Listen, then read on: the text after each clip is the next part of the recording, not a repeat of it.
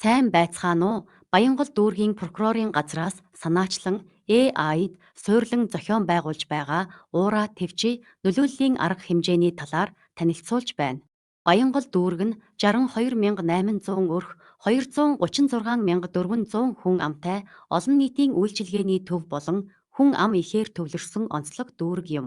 Тус дүүргийн нутаг дэвсгэрт залилах гэмт хэрэг, хүний эрүүл мэндийн халдашгүй байдлын эсрэг гэмт хэрэгүүд зохилон бүртгэгдэж байна.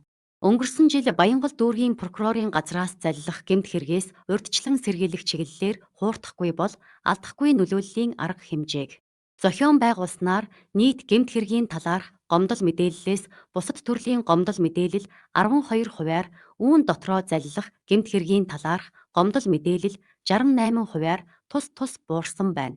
Баянгол дүүргийн нутаг дэвсгэрт бусдыг зодож гэмтэл учруулсан хэрэг 2023 оны байдлаар 1390 бүртгэгдсэн бол 2024 оны 10 дугаар сарын байдлаар 1545 бүртгэгдсэн нь 11.2 хувиар өссөн байна.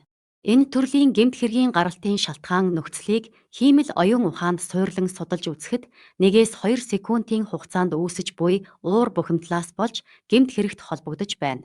Иргэд та бүхэнд хандаж хэлэхэд уураа твчсэн мөч бүхэн амьдралаа хайрлсан хором юм.